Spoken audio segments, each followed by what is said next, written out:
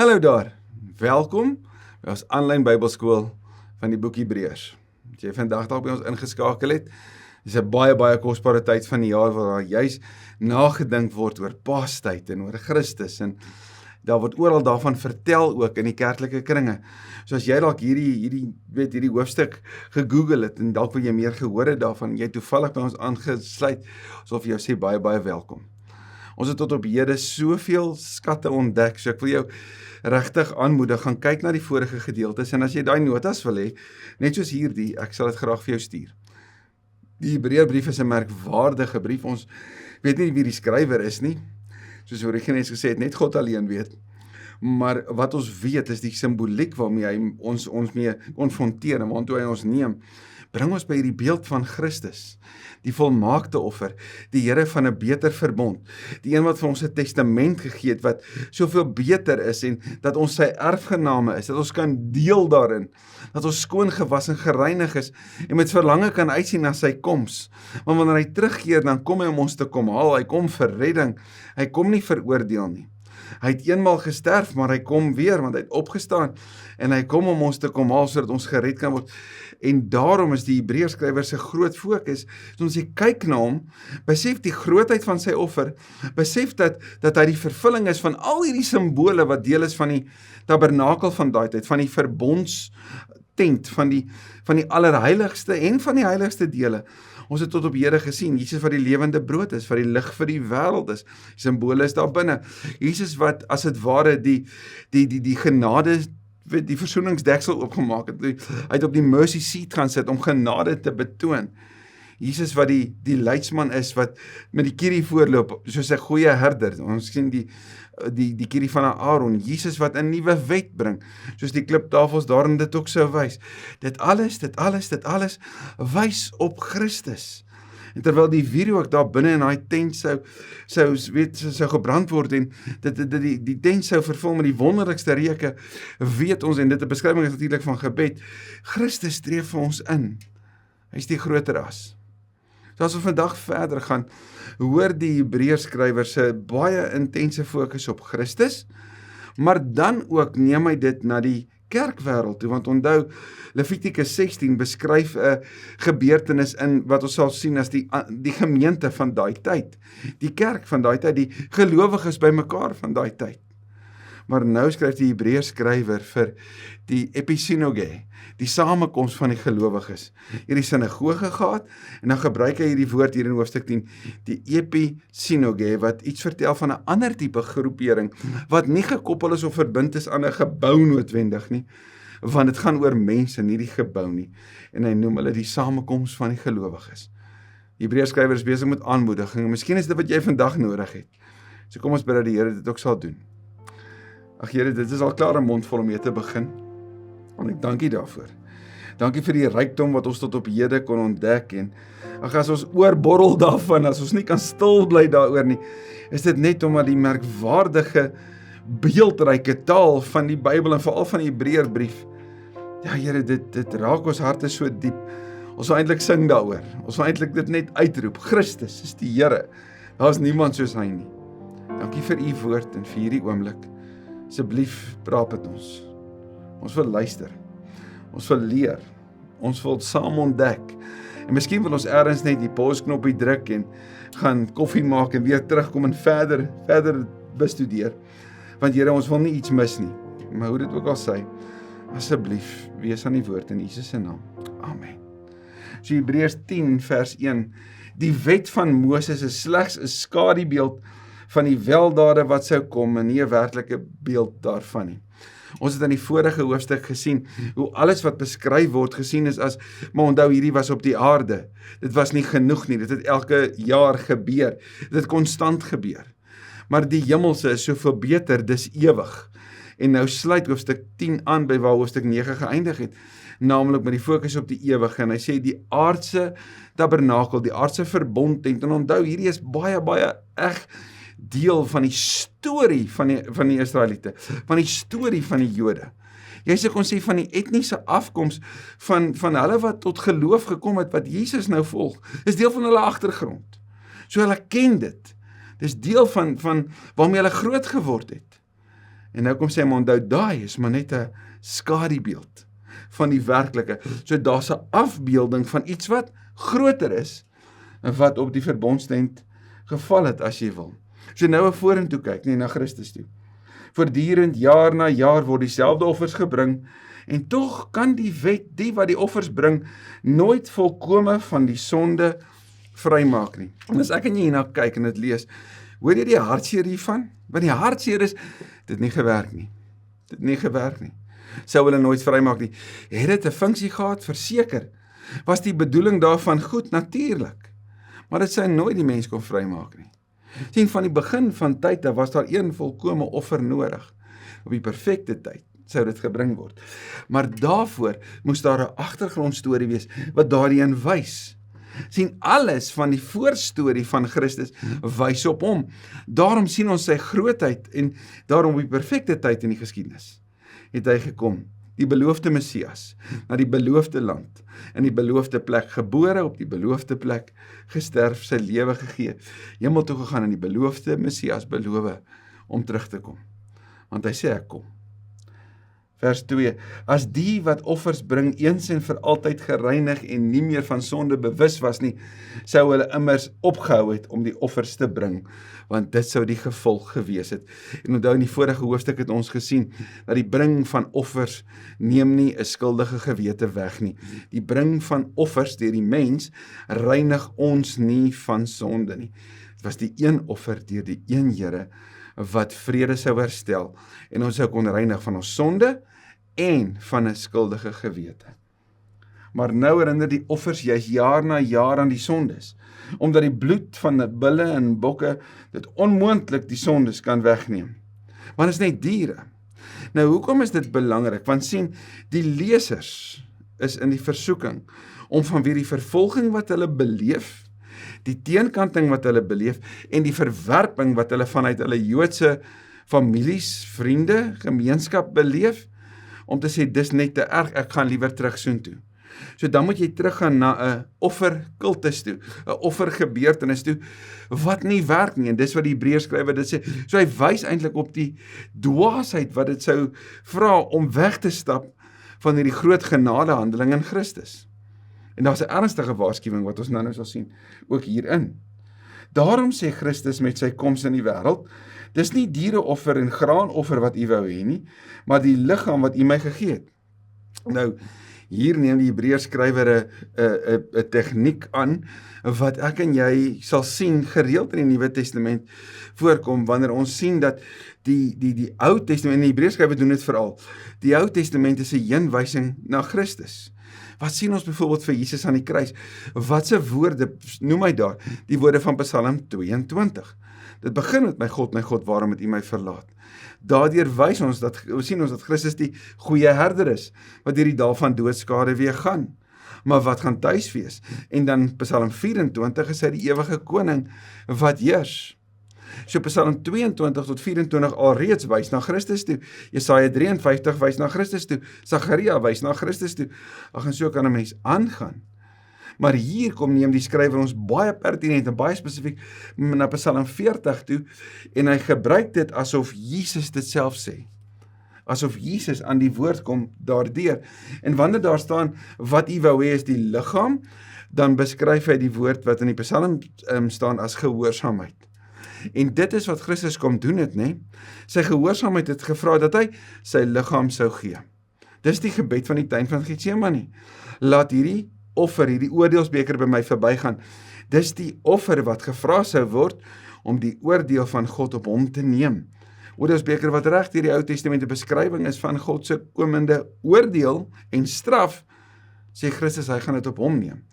Maar hy sê volgens u wil. So hy offer sy liggaam op. Die woorde by die nagmaal is, dit is my liggaam, dis vir julle, nie waar nie? By die ete van die Here, wat eintlik 'n beter beskrywing is. By daai maaltyd, dit is my liggaam, dit is vir julle. So wat God wou vra, is nie gewone offers nie, maar Jesus self, wat homself gegee het. Dit is net iets om aan bietjie by stil te staan, nee, om aan te dink. Wat God van hom gevra het, was sy liggaam, 'n volledige offer, die hoëpriester wat homself offer. Brandoffers en sondeoffers het u nie behaag nie. Nou hierdie is 'n herhaling weer van Psalm 40 vers 7. En jy kan gerus gaan kyk na Amos 4 vers 4 en 5 wat ook om wys dat, weet jy, as jy offers bring en jou hart is nie daarin nie, sê die Here, los dit liewer. So hierdie gereelde gebruik van offers, hierdie gereelde doen van die rituele wat net vir hulle gesê, okay, dit daarom net gedoen. Dit behaag God nie. Dis nie wat hy vra nie. Toe het ek gesê, kyk, ek het gekom, o God, om u wil te doen. In die boekrol is dit van my geskrywe. So die tekste wys op Christus, die tekste wat op boekrolle geskryf is, ons sien in Lukas 4, wanneer Jesus daar sy eerste preek gee, dan gee hulle vir hom 'n boekrol en dan lees hy die teks wat heenwysing is natuurlik op hom, wanneer hy praat van die jubeljaar wat aangekondig word. Eers sê hy, in die 2 Psalm 40, diereoffers en graanoffers, brandoffers en sondeoffers, wou u nie hê nie, net u nie behaag nie. Hoewel hierdie offers deur die wet voorgeskryf word. Nou Amos 5 vers 21 wys, dat as hulle harte nie daarin is nie, dan wil die Here dit nie hê nie. So die wet gee dit, maar ons sien dit mos al in Kain en Abel se geval, as jou hart nie daarin is nie, as jy dit nie met jou hele hart doen nie, dan behaag dit God nie. Dalk is dit iets om aan te dink, wanneer ek en jy byvoorbeeld iets soos Openbaring 2 lees, waar daar vertel word vir die gemeente in Efese, julle doen al die regte dinge, maar julle het my nie lief soos in die begin nie. Dis altyd 'n hartsaak, nê? Jy moet die Here jou God lief hê met jou hele hart en siel en al jou krag. So dit begin by die hart. Daarna sê hy, kyk, ek het gekom om u wil te doen. Hy skaf dus die eerste offers af, om 'n ander offer in die plek daarvan te stel, 'n beter offer, groter as die kultus, wat op die offers gegrond is, op die gebruik of op die ritme van die offers gegrond is, maar soveel meer. Want sien, op die dag, die goeie Vrydag, toe die laaste paaslam op die altaar by die tempel geslag is, geoffer is, en die hoëpriester sou uitroep tetelestai, met ander woorde, die volledige offer is nou gebring, al die lammetjies is geslag vir al die gesinne, hang die lam van God aan 'n kruis, en roep hy tetelestai, betaal hy met sy eie bloed vir die sondeoffer, en dis waarom die voorhangsel skeer, omdat die lam die reg tot die allerheiligste gebaan het, geopen het, die bloedoffer volledig gebring. Omdat God het so wou, vers 10, is ons vir hom afgesonder. Die Griekse woord afgesonder, as jy dit nou nog nie weet nie, is die woord hagios. En hierdie is die werkwoord hagiazo. Hagiazo beteken, jy is eenkant gesit. Nou eenkant gesit is ook natuurlik bruilofstaal, dis bruidstaal, 'n bruid wat eenkant gesit word. Maar hier, juis 'n beskrywing van geheilig, gereinig, gewy. Dis wat God wou, so ons is vir hom afgesonder, natuurlik sy volk, sy mense, nee, sy volgelinge. Deurdat Jesus Christus sy liggaam as offer gebring het, eens en vir altyd. Hoor dit mooi wat skryf H.G. Wells nou. H.G. Wells is nie 'n gelowige nie, maar hy skryf oor die impak van hierdie een gebeurtenis van Christus. Hy sê, I am an historian, I'm not a believer, but this penniless preacher from Galilee is irresistibly the center of history. Hy sê, ek is nie 'n gelowige nie, maar een ding weet ek, hierdie een persoon, wat een keer verskyn het die wêreld vir altyd verander, dis die grootste impak op die geskiedenis, en ek sou vir hom wou vra, meneer Wells, as jy sê dis die grootste impak op die geskiedenis, as dit die middelpunt is van die geskiedenis, waarom waag jy dit nie met hom nie? Waarom waag jy nie om hierdie grootste gebeurtenis, want as dit die grootste gebeurtenis is, dan is dit ook die belangrikste gebeurtenis, en as dit die belangrikste gebeurtenis is die belangrikste vraag wat gevra kan word op hierdie aarde is, ken jy vir Jesus en volg jy hom? En as jy sê nee, meneer Wells, kan jy verstaan dat dit die grootste risiko is wat jy dan neem, om jou rug hierop te draai? Maar as jy sou ja sê, as jy sou kies om hom te volg, dan verander jou lewe, dan word jy deel van 'n groter gemeenskap. En meneer Wells, kom stap saam met ons deur Hebreërs en kom ontdek dit. Vers 11, verder, elke priester staan dag vir dag sy diens en verrig. Hy bring elke keer weer dieselfde offers wat tog nooit die sonde kan wegneem nie. Hierdie is herhaling natuurlik van hoofstuk 9, van hierdie rituele wat maar net aangaan en nie verandering bring nie. Maar Jesus Christus, weer eens daai maar God, Maar Jesus Christus het een offer vir die sondes gebring en vir altyd aan die regterhand van God gaan sit. Nou as 'n priester in die allerheiligste sou ingaan, om daar een keer per jaar die bloed op die versoeningsdeksel te sprinkel, dan sou dit 'n een keer per jaar handeling wees. Maar daar's geen plek om te sit in die allerheiligste nie. Jy staan in diens. Maar Christus gaan die allerheiligste in, nee, hy gaan die ewige in. En dan gaan neem hy plek in langs die Vader. Ons sien dit in Hebreërs, ons sien dit in Romeine, ons sien dit in Openbaring, so dit is by al die leiers van die Nuwe Testament, al die skrywers, is dit by meeste van hulle, nee, as ek nou so vinnig daaraan dink, sien ons hierdie belangrike boodskap, en dit is 'n belangrike tema. Christus aan die regterhand is 'n plek van gesag, plek van autoriteit, en geen hoëpriester sou dit waag om langs God te gaan sit nie. Geen mens sou dit waag om langs God plek in te neem nie, behalwe hy wat waardig is, die Seun van God, langs die Vader. So ons is 'n hoëpriester in ons plek, en waar gaan staan hy? Op 'n afstand? Nee, reg langs God, langs die Vader, daar by hom. Hoor jy hoe naby is hierdie versoeningsdaad? Hoe naby is die feit dat hy namens ons intree? En wat beteken dit nie vir jou en my alles, in terme van ons vrede en ons rustigheid nie? Eens en vir altyd, aan die regterhand van God. En dit kom nie uit 'n tabernakel nie, dit kom uit die hemelse heerlikheid by hom. Nou wag hy daar totdat sy vyande aan hom onderwerp is. Nou Kolossense 2 vers 14 en 15 praat van Christus, die triomfator, die oorwinnaar. Hy het klaar oorwin. Hy het klaar die magte ontwapen. So wat is hierdie totdat? Wel, die totdat is in die tussentyd, totdat hy weer kom. Totdat hy weer kom om sy posisie in te neem. Totdat hy weer kom om ons te kom haal. In hierdie tussentyd, terwyl die evangelie die wêreld moet tref, terwyl die mense die beste nuus moet hoor, tot die uithoeke van die wêreld toe, totdat hy weer kom om sy bruid te kom haal. En die bruid sien ons daar in Openbaring 19, by die troue is daar 'n aanmelding van die vyand, maar daar's nie oorlog nie, hulle word weggevoer. Hulle meld eintlik aan vir gevangenes. So tot daai oomblik, nee, moet ek en jy vasbyt. En dis die belangrike, want aan die een kant gebruik die Hebreërskrywer hierdie woord onderwerp, die Engelse vertaling is voetstoel, so wanneer hy op hulle gaan trap, dit herinner my soms 'n bietjie aan Romeine 16, nee, dat hy die heerser is, en dat hy daaroor triomfeer, tot dan moet die gelowiges natuurlik vashou, en dis die bedoeling van die Hebreërskrywer, om die gelowiges aan te moedig om vas te byt. Vers 14, deur die een offer het hy die wat vir God afgesonder word, hagios, vir altyd volkome van sonde vrygemaak, vir altyd volkome vrygemaak, het klaar gebeur. Ook die Heilige Gees betuig dit aan ons. Eers sê hy, dit is die verbond wat ek met julle na daardie dae sal sluit, sê die Here. Ek sal hulle wette in my hart gee, en in hul verstand sal ek dit skrywe. Hierdie is verhouding, ons het dit voorheen al gesien, van kliptafels na harttafels. En ons sien hier die interaksie van die Gees en die Vader en die Seun in jou en my lewe, né? Weer eens 'n aanhaling van Jeremia 31:33, hierdie wet op ons hartstafels. Onthou weer die belangrike van hart. Dan sê hy verder, aan hulle sondes en hulle oortredings sal ek nooit meer dink nie. Jesaja 38:17. Maar gaan lees ook Micha 7 vers 18 en 19 en Psalm 103 vers 12. So, die belangrike vir die gelowiges is om te onthou, ek is vry vir eens en vir altyd van my sondelas. Hoor dit net. Jy hoef nie meer daarmee te werk nie, jy hoef nie daarvoor boete te doen nie, jy hoef nie offer te bring nie. Is eens en vir altyd klaar. Waar die sondes vergewe is geen offer meer nodig nie. 1 Johannes 1:8-9 sê dit, dat ons rein is.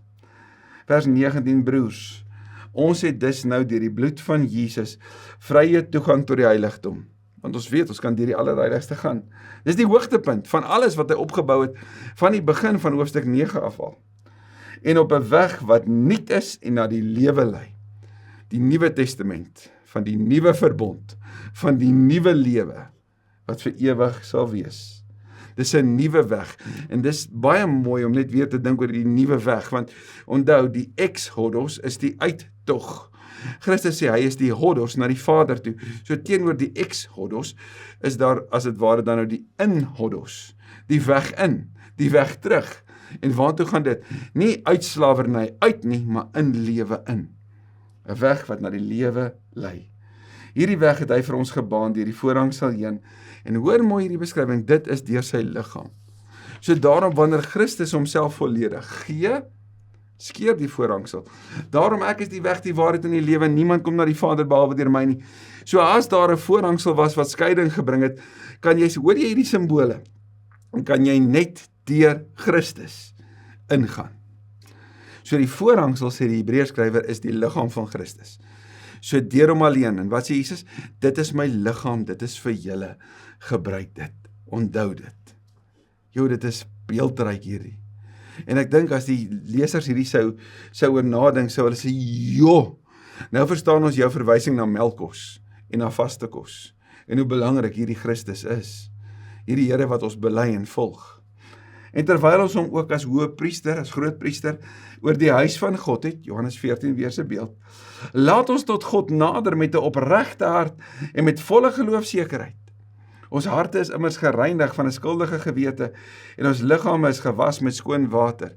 So teenoor die vorige, ons moet offers bring, en die Here sê, maar ek soek julle harte, hoor ons nou nie, die offer is gebring, so nou kan ons met volledige geloofsekerheid tot God nader met opregte harte, vol vertroue, met die wete dat ons rein is. Sien, jy kan net rein voor die Here verskyn, en jy kan net rein word deur Christus alleen. Laat ons styf vashou, en hierdie woord styf vas is soos om te gryp daaraan, moet dit nie los nie, en hierdie is die dringende oproep van die skrywer. Laat ons styf vashou aan die hoop wat ons bely, want God is getrou, hy doen wat hy beloof het, uit die verlede bewys hy dit, en daarom die toekoms sal dit ook bewys. So hou aan hom vas, hierdie hoop van hoofstuk 6, hierdie hoop van Romeine 5, vers 3 tot 5. Laat ons ook na mekaar omsien, deur mekaar aan te spoor tot liefde en goeie dade. Hy sê ons moet vashou aan die hoop, maar nie net elkeen van ons moet vashou nie, ons het ook 'n verantwoordelikheid om ons na mekaar te kyk, en kyk mooi, hierdie woord omsien is 'n versorgingsbegrip. Dit is 'n versorgingsterm. En hoe doen ons dit? Hoe kyk ons na mekaar? En kyk mooi, deur mekaar aan te spoor tot liefde en goeie dade. Dis nie net 'n versorgingsoomblik nie, dis ook 'n aansporing. Hierdie woord aanspoor gaan ons later in hoofstuk 12 sien, wanneer dit daar veral gekoppel word met die tug van die Heilige Gees. So die aanspoor is om te sê, staan op, kom weer, wees betrokke, doen die liefde, doen die goeie dade. Jy sal in Openbaring sien hoe die goeie dade gekoppel word aan die bruidskleed. Maar eers die liefde, want dit is altyd eers die liefde. Jy kan nie dade doen sonder die liefde nie. So om God lief te hê, om ander lief te hê, is om dit te doen. So dis die geloofspraktyke, as dit ware dan, van die mekaar mense, En kyk nou hierdie baie belangrike oproep. Ons moenie van die episinoge, die samekomste van die gemeente af wegbly, soos party se gewoonte is nie. So die Hebreërskrywer skryf waarskynlik vir Joodse gelowiges wat in die verspreiding is vanweë die vervolging, wat hoogs waarskynlik 1 keer per week by mekaar uitgekom het, en vir die van hulle wat dit begin uitlos het, gemis het, misgeloop het, so dit dus beteken 1 keer in 2, 1 keer in 3 weke, en sien jy, as jy 'n gelowige op jou eie is, verwyder van die samekomste van die gelowiges, dat jy so maklik moedeloos sou word, en dalk selfs jou rug sou wou draai op hierdie beweging van die mense van die weg, omdat die vervolging vir jou te erg was. So hy praat van die belangrikheid van die samekoms van die gelowiges, en julle, as dit waar was vir die Hebreër lesers, is dit waar vir vandag. En die woord moenie is 'n opdrag. So moenie van die samekomste van die gelowiges wegbly, soos party se gewoonte is nie, maar mekaar eerder aanmoedig, dieselfde woord is die woord aanspoor in die vorige vers, aanmoedig om daarheen te gaan, en dit des te meer na mate julle die oordeelsdag sien naderkom. So die tyd loop uit, die aanmoediging is nodig, en die byeenkoms van die gelowiges is belangrik. Ek praat gereeld met jong mense wat vir my sê, daar was 'n tyd gewees wat hulle net aanlyn kerk gedoen het. En dit was te maklik en te gerieflik, maar hulle die samekoms gemis, en hulle die aanbidding gemis. En daarom maak hulle dit 'n baie belangrike deel van hulle ritme, om eers te kies op 'n Sondag vir die samekoms van die gelowiges. Om in die week te kies vir die samekoms van gelowiges, het sy in 'n Bybelstudiegroep of waar ook al. Want ons het mekaar nodig, en dit des te meer ons die oordeelsdag sien naderkom. Vers 26. Wanneer ons opsetlik bly sondig, nadat ons die kennis van die waarheid ontvang het, is daar geen offer meer wat ons sondes kan wegneem nie. Nou, as ons die vorige 25 verse lees, dan gaan al daai oor sekerheid. As jy hierdie sou lees, dan mag dit jou bring met, wag nou. Dis dan eens en vir altyd. Dis dan gereinig. Dis dan ek is vry. Hoe staan dan hierdie dreigement? Maar die vraag is, watter sonde praat die skrywer hiervan? En onthou, 'n woord het betekenis in sy konteks. So kom ons kyk in dit wat volg en dan sien ons, wat is die ernstige waarskuwing waarop hy hier rig? Daar bly alleen 'n verskriklike verwagting oor van oordeel en 'n gloeiende vuur wat teenstanders van God sal verteer. So sien jy die sondes waarvan hy praat, die opsetlike sonde, is die wegstap van die gelowiges. Want dis die teenstanders, hulle wat nie glo nie, hulle wat nie Christus se soensverdienste aanvaar nie, hulle wat nie sy heerskappy aanvaar nie, hulle wat nie agter hom aanstap en deel is van hierdie familie van die lewe nie. So die Hebreërskrywer sê, as jy een keer hiervan deel was, en jy jou rug hierop draai, is daar 'n verskriklike gevolg. Want hoe kan jy van die groot genade daad van God af wegstap? En dan nog voor God wou verskyn, of dit waag om voor hom te verskyn. Onthou, hy is die regter. Ek lees graag vir ons die volgende wat geskryf word deur Dennis de Haan. Hy haal 2 skrywers aan. F.F. Bruce points out that they refer to people who have deliberately abandoned reliance on the perfect sacrifice of Christ. Raymond Brown said that theirs is not a single act of falling away, but a state of willful, determined renunciation of all dependence on Christ's atoning work. God has no other plan for saving those who regards Christ's sacrifice as useless. So draai jou rug op Christus, en dan stap jy die geweldigste gevolg, stap jy in, en kan jy weet, dit lê vir jou voor. Daarom hierdie ernstige waarskuwing, want dit is die sonde. Dit natuurlik is ook die opregte sonde, of die sonde, opsetlike sonde teen die Heilige Gees, en dis ongeloof, om weg te loop. Vers 28, as iemand die wet van Moses oortree, of 2 of 3 getuies bevestig dit, word hy nie begenadig nie, hy word doodgemaak. En hierdie is uit die Ou Testament se wette. So nou, hoeveel swaarder straf dink julle, sal hy kry wat die Seun van God verag het, die bloed van die verbond waardeur hy geheilig is, geminag het, en die gees van genade beledig het. Sien, as jy jou rug sou draai op die Christelike belydenis, dan sou die Jode van jou verwag om daarop te spoeg. Dis wat dit sou beteken. So jy spoeg op die genade, jy spoeg op die werking van die Gees, jy spoeg op die soensverdienste van Christus. Ons weet tog wie hy is wat gesê het, dit is my reg om te straf, ek sal vergeld, en verder, die Here sal oor sy volk oordeel. En dan hierdie verskriklike gevolg. Dis 'n verskriklike ding om in die hande van die lewende God te val. As jy in Google gaan, hierdie vers gaan intik, en jy tik die naam Jonathan Edwards daar langs aan, dan sal jy sien, hy het hierdie preek gelewer, Sinners in the Hand of an Angry God. En dit klink verskriklik, want aanvanklik klink dit soos, hierdie maak die mense bang met oordeel. Maar eintlik wat Edwards daardeur doen, is om vir sy gelowiges, sy gemeentelede te sê, ek wil julle oproep tot 'n ernstige verhouding met Christus. En om nie hierdie verbond wat hy kom beseël deur sy liggaam, deur sy bloed, om dit te gering te skat nie.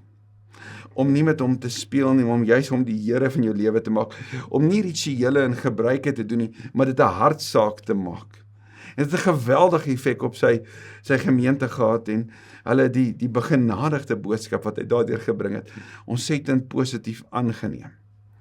Maar die Hebreërskrywer se waarskuwing hier is om te sê, onthou in die wêreld van die Bybel, in die hande van jou vyand, was 'n verskriklike ding. So as jy van God af wegstap, dan word jy in wese sy vyand, want jy draai jou rug op hom, jy's nou sy teenstander. En die gevolg daarvan sal katastrofies wees. Vers 32. Dink terug aan vroeër dae, toe God julle tot die lig gebring het, hoe julle in stryd staande gebly het, toe julle baie moes ly. Petrus skryf, dit is genade wanneer iemand die pyn van onverdiende lyding kan verdra. So die skrywer vat sy lesers na daai eerste plek toe. Onthou jy wat jy prys gegee het? Onthou jy waarop jy jou rug gedraai het toe jy gesê het ja vir Jesus? Baie van hulle het hulle werke verloor, hulle families verloor, hulle het hulle gemeenskap verloor, want hulle kon nie meer na die sinagoge toe gaan nie, want hulle was nou deel van die mense van die weg, veral in die tye toe die verwerping en die vervolging intens uitgebreek het. Maar as dit terugbring na die eerste toe, soos wat Openbaring 2 sê, keer terug na my toe en doen wat julle aan die begin gedoen het, né? Daai hele beskrywing. So, dit het alles gebeur uit 'n sondebesef en dat ek redding nodig het. So, die Hebreërskrywer neem hulle terug na die oorspronklike roeping na Christus toe. Deels is julle deur beledigings en vervolging openlik tot bespotting gemaak. En deels het julle gelei omdat julle vereenselwig het met ander wat hierdie dinge oorgekom het. So deels oor julle eie belydenis, onthou jy die woorde nou vasgryp, en deels oor julle gemeenskap met mense wat dit bely het, so die geloofsgemeenskap. So beide van hierdie het vir hulle vervolging en bespotting op die hals gehaal. So hy herinner hulle daaraan en hy herinner hulle aan waar dit alles vandaan kom. Julle het met die gevangenes meegevoel gehad en toe op julle besittings beslag gelê is, het julle dit met blymoedigheid aanvaar, omdat julle geweet het dat julle 'n besitting het wat beter en blywend is. Hierdie nuwe gemeenskap het met 'n ander hart geleef en dit het die wêreld verstom gelaat. Hoe kan jy dit doen te midde daarvan? Julle geloofsvertroue moet julle dus nie prysgee nie. Dit hou groot beloning in. Wat 'n mooi versekering. Volharding is wat julle nodig het om die wil van God te doen en te ontvang wat hy beloof het. Dan kyk gerus weer Romeine 5 vers 3 tot 5 hieroor. En as jy die woord volharding in die Nuwe Testament insit en gaan lees, net in die Nuwe Testament alleen, gaan jy sien hoe belangrike deel dit is van ons geloofslewe en hoe dikwels dit gekoppel is aan die hoop wat ons bely en waaraan vashou. En hier word gesê, volharding is wat jy nodig het om die wil van God te doen. So God se wil is ook dat ons sal volhard. Dat ons sal aanhou, dat ons nie sal moeg word nie, dat ons sal vasbyt. Nog net 'n kort tydjie, en hy wat kom, sal kom en nie talm nie. Natuurlik Openbaring 20 sê Jesus dit. Maar ons weet, 2 Petrus 3 sê, vir die Here is een dag soos 1000 jaar. So ons weet, ons menslike tyd se verstaan van 'n lang tyd of 'n kort tyd is heeltemal anders as wat ons dalk mag verwag. Openbaring 6 is daar die gelowiges in die hemel wat besig is om in te tree vir die lydende kerk op aarde. En dan vra hulle ook, hoe lank nog, Here, hoe lank nog? Ook daar hoor hulle nog net 'n kort rukkie. En hier is die belangrike, die woorde wat die skrywer ook vir sy lesers gee, nog net 'n kort tydjie. So byt vas, onthou jy is besig met volharding. Jy geweet dat die ouens wat die Comrades hardloop sê dat net na die begin en net voor die einde is die 2 plekke op die wedloop waar hulle die grootste versoeking het om op te gee. Wanneer jy net na die begin besef wat vir jou voor lê en dan liewer wil terugkeer, wanneer jy net voor die einde sê, ek het mos nou genoeg gedoen. Maar jy het nog nie by die eindstreep gekom nie. So jy moet volhard. En wie deur my vrygespreek is, omdat hy glo, sal lewe. Hierdie is die belofte. Romeine 8 vers 1 sê, daar's geen veroordeling vir die wat in Christus is nie. Maar as hy terugdeins, hierdie is 'n pas op, het ek aan hom niks meer nie. Maar ons is nie van die wat terugdeins en verlore gaan nie. Nee, ons glo en ons sal lewe. En so eindig die Hebreërskrywer met hierdie beskrywing van die ons wat natuurlik verteenwoordigend is van die samekomste van die gelowiges, die episynoge, die gemeenskap, wat vasgryp aan Christus. Voorts, volgende keer, gaan hy ons neem na die lys van gelowiges toe. Want sien, hy is eintlik besig om die gelowiges, die lesers voor te berei om te sê, daar's 'n skare mense om jou, wat daar is om jou aan te moedig, sodat jy kan volhard, jou oë gefestig op Christus. Het jy nou al gesien wat hy alles gedoen het? Wel, hou jou oog op hom. Trouwens, hy gaan sê in hoofstuk 12, hou jou oog op wat hy gedoen het en hoe hy dit hanteer het. Want as jy agter hom aanstap, sal jy sien, dat die skare wat jou aanmoedig, is ook die groep waarvan jy deel gaan word, wanneer jou wedloop klaar is.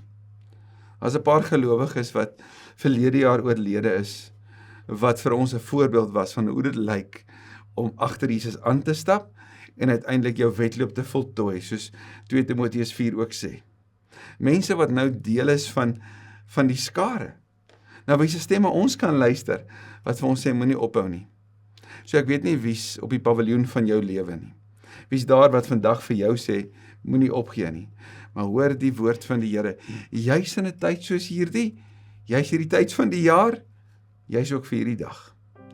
Dankie Here Jesus, vir die groot geskenk van u woord. Dankie vir die aanmoediging wat ons vandag daarin hoor. Dankie vir die belangrikheid wat ons ook hoor oor die samekoms van gelowiges, en hoe belangrik dit in ons eie lewe moet wees. Here, dankie ook vir die waarskuwing om nie terug te deins nie, om nie afvallig te word nie, vir die geweldige waarskuwing daarvan, want die gevolg daarvan is duidelik. So mag ons vasgryp aan U, mag ons vashou aan U, mag ons volhard. En vir wie ook al vandag hierna luister wat nodig het om dit te hoor, gee die volgende tree. Byt vas, moenie opgee nie. Ek bid so Here dat hierdie woorde hulle sal dra, tot ons weer mekaar sien. In Jesus se naam bid ek dit. Amen. Amen. 'n baie mooi dag verder vir jou. Vasbyt.